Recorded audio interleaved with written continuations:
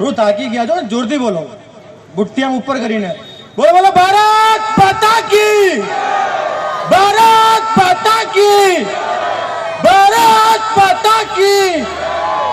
બસ એમ થાકી ગયા છો ને થોડું મોડું પણ થઈ ગયું છે, એટલે કાર્યક્રમને આગળ વધારતા આપણા આજના મુખ્ય મહેમાન જેમનું આપણે આજે અભિવાદન કરવાનું છે એવા ડૉક્ટર ઋતુજભાઈ પટેલ આપણા વચ્ચે ઉપસ્થિત છે. માનનીય અમદાવાદ શહેર યુવા મોરચાના પ્રમુખ એવા પંકજભાઈ શુક્લ આપણી વચ્ચે ઉપસ્થિત છે. સાથે સાથે કર્ણાવતી મહાનગરના ભાજપના મહામંત્રી એવા કૌશિકભાઈ જૈન, કમલેશભાઈ પટેલ અને મોરચાના મહામંત્રી શ્રી એવા મનીષભાઈ પટેલ, એવા દર્શકભાઈ ઠાકર, રવિભાઈ, પ્રકાશભાઈ ગુર્જર પ્રદેશના ઉપાધ્યક્ષ આપણી વચ્ચે ઉપસ્થિત છે. સાથે સાથે ઘણા મહાનુભાવો ઉપસ્થિત છે ને આપ સૌ સાથી કાર્યકર્તા મિત્રોને હું સંબોધીશ. આજે આપણે અહીંયા સૌ મિત્રો ભેગા થયા છે એક કાર્યક્રમના નિમિત્તે નથી ભેગા થયા. આ આપણો એક પ્રસંગ છે. આજે અહીંયા ઘણા લોકો એવા હશે જે ભારતીય જનતા પાર્ટી સાથે જોડાયેલા છે, ઘણા એવા છે જે સંકળાયેલા છે અને ઘણા એવા છે જે આજથી જોડાવાના છે. એટલે જે જોડાઈ ગયા છે એ તો અમારી માટે ભગવાન જેવા જ છે, કારણ કે એ હંમેશા પાર્ટીને મદદરૂપ કરતા હોય અને પાર્ટીને મજબૂત કરવાનું કાર્ય કરે, એટલે એ હંમેશા અમારી માટે સૌથી સરસ વસ્તુ એ જ હોઈ શકે.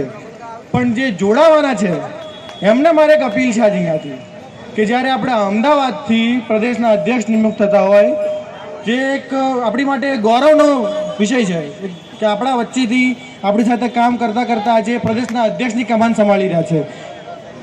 તો આજે આપણે સૌ એમને મળીને એક સપોર્ટ આપવાનો છે કે આપણે સંગઠન કેવી રીતે મજબૂત થાય. એટલે મારે એટલું જ કહેવું છે કે જો તમે ભારતીય જનતા યુવા મોરચા સાથે જોડાઓ છો યુવાનો, તો એટલું કહું છું કે જો અગર દેશ માટે ને પાર્ટી માટે અવસર મળે ને કપાઈ જવાનો, તો પહેલી તલવાર આપણે ખાવાની છે. અને જો એ પહેલી તલવાર ખાધીને લોહી નીકળે ને, તો એ લોહી લાલ રંગનું નહીં પણ કેસરી રંગનું હોવું જોઈએ, તો કહેવાય આપણે ભારતીય જનતા પાર્ટીના કાર્યકર્તા મિત્રો. એટલે આપણે સૌ અહીંયા માત્ર ને માત્ર પાર્ટીના વિષય પણ રહી, પણ પાર્ટી સાથે હંમેશા રહેવાનું છે.